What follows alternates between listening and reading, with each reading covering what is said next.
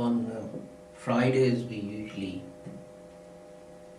have a short, well, it started off being a dars, but it sort of expanded into other things.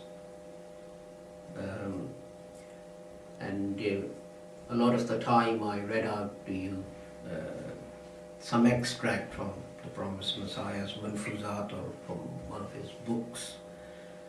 But today I wanted to share something with you which shows, and this is a question that sometimes people ask, which shows the relevance of our Jamaat to this modern age. The first incident that I want to relate to you took place some months ago when on a Christian website there was a discussion of a verse of the Holy Quran. And this verse asks Muslims not to befriend Christians and Jews.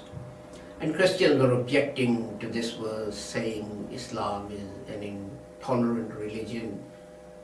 Look, it's telling its followers that Christians and Jews are their enemies, and so on and so forth, and other things. And there were Muslims who were trying to answer the objections which were being raised by the detractors of Islam. Now, about the replies that our brothers were giving in reply to these objections, you can only call them lame excuses rather than any reasoned arguments. And one of the members of our Jamaat, he kept out of the debate. He just kept on reading the objections and the answers. And then after about a week or so, he sent a link to something on our website. And he said, well, this discussion's been going on for a week, and why don't all of us look at this link, and then we'll come back and carry on discussing the instruction to Muslims given by this verse of the Holy Quran. And after that, presumably people looked at what was on that link, and after that the discussion petered out.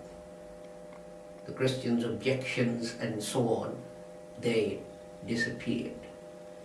Now, the point I want to make to you is this: it's not that the situation that was in India at the time of the Promised Messiah has disappeared.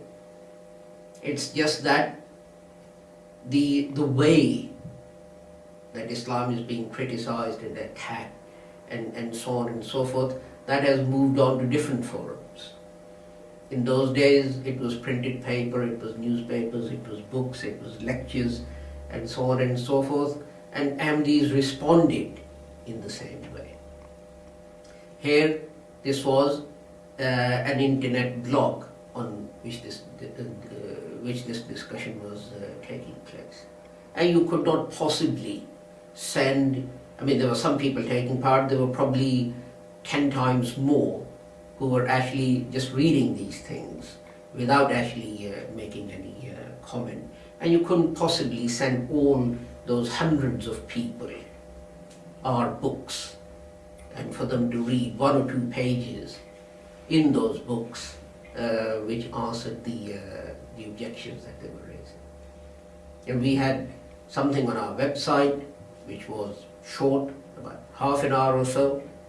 It was a speech, and that was sent to them, that link was sent to them, and once that verse had been explained in its proper context, then the Christian objections were asked.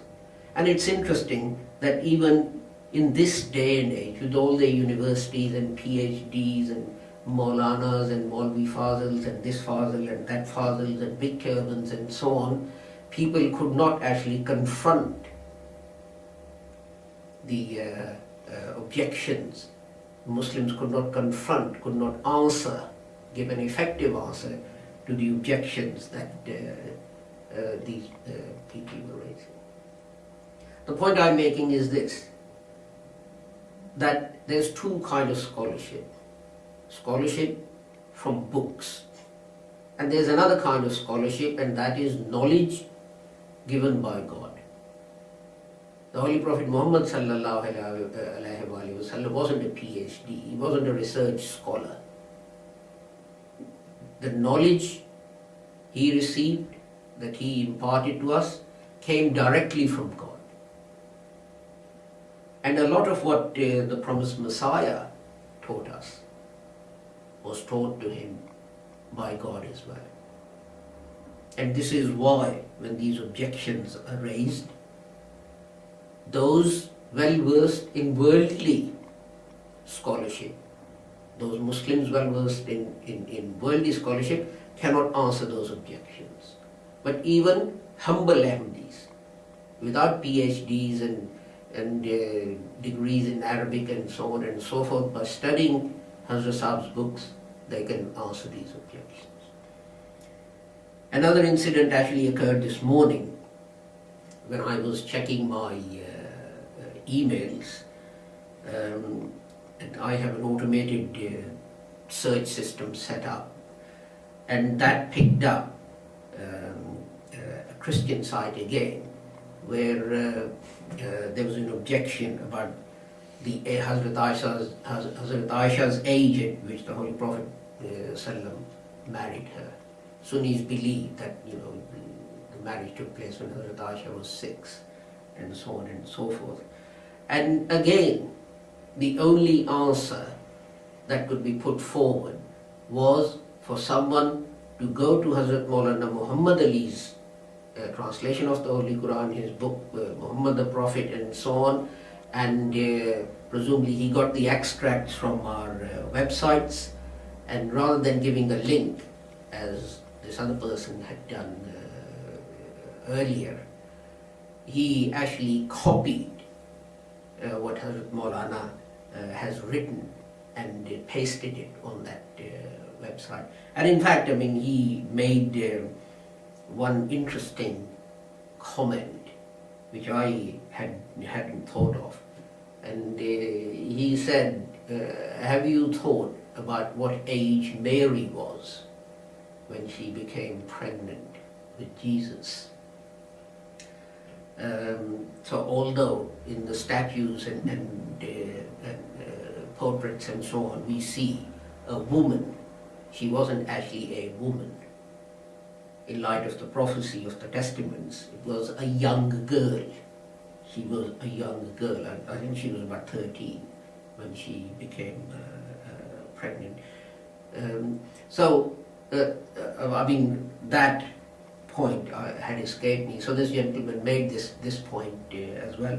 But again, you can see the relevance that our Muslim brothers who are not members of our Jamaat, they could not answer this objection without resorting to the research and scholarship of Ahmadi scholars.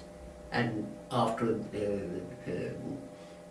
this quotation was actually pasted as a part of his reply, the discussion then moved on to other things. So I didn't bother to say anything. So I have to say to you that the world today needs Ahmadi scholarship and Ahmadi literature. The need is, or our duty is, to make sure that it gets to the people. And I commend the people who look at these Christian websites and try and answer those questions. And it is to their credit that they don't discriminate. Wherever they find the answer, they paste it up. And it was acknowledged that this was from Maulana Muhammad Ali's book, So full sort of reference was given there.